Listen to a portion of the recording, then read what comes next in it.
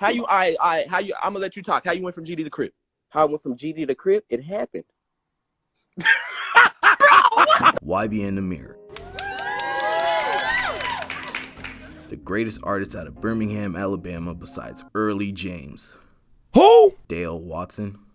Who? Agent 00. I know he's not from there, it's just that this list has no cool people at all. YBN Nahmir, he popped out in 2017 with Rubbing Off the Paint, and this song was an absolute banger. And at the time, the lyrics he wrote were life-changing, like, I've been running, gotta check me a bag. I got hundreds on my neck, and I got trues in my ass. Hey yo, what the fuck? And he'd go on to drop more bangers like Bounce Out With That, The Race, wait, I meant The Race, Freestyle. YBN Nahmir would never use TK's likeliness to boost his own rap success. It's not like he would mention him in any songs or use his beats or diss him at any shows. I mean, is it his fault that two gangster children with absentee parents blew up at the same time? No.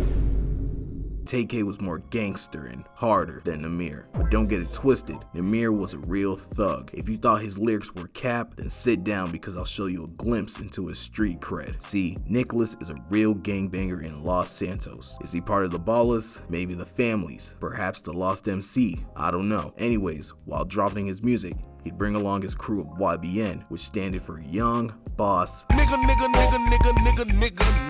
I'm 100%. To use an acronym with the letters Y and N, that's nothing but original. And this group would only consist of black people, you know, just melanated boss men. But two members would stick out, Almighty J and Corday. One of them was actually good, and the other one made music. Just a trio of black men who are young boss Nick. But tragedy would soon strike as Almighty J would go on to drop solo music and show the world his music prowess. And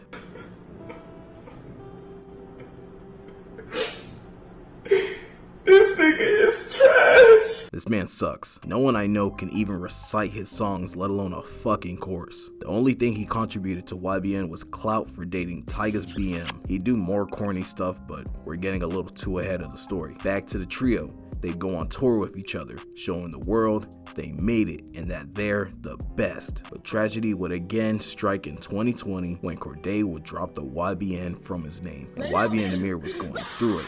I mean, his collective was falling apart. Damn. Corday just left. Damn. And Almighty J was doing, hold on, let me look.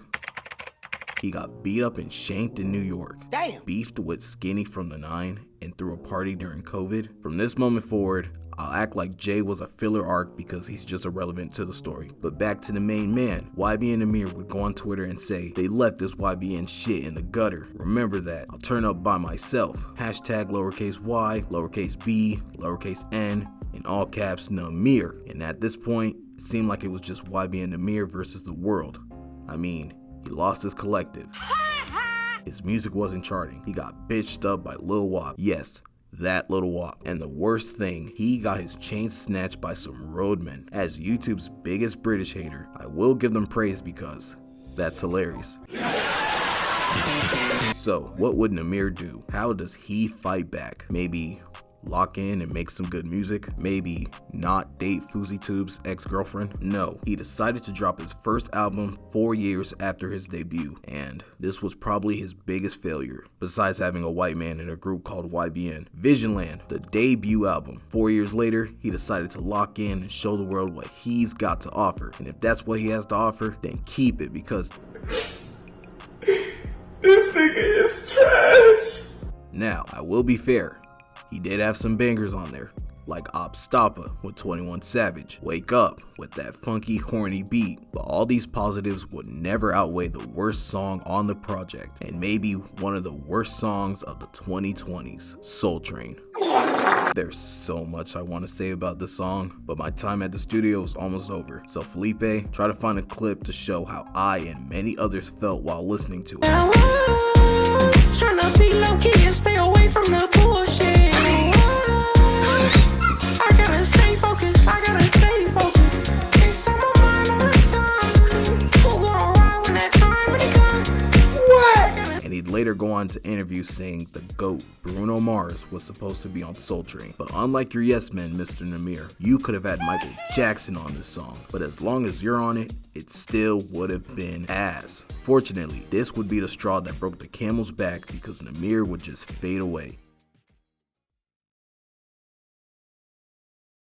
He also scammed his fans, didn't want to forget that. But the truth is, no one wants to listen to music from a man who doesn't know what gang he's part of. But what is he up to now? I hope it's not dropping music, cause Nahmir, you just need to take a permanent break. You was fucking with them niggas, girl, you know that you was dead wrong. Been had a lot of hoes before I had them racks. 25, you can catch me in that end zone.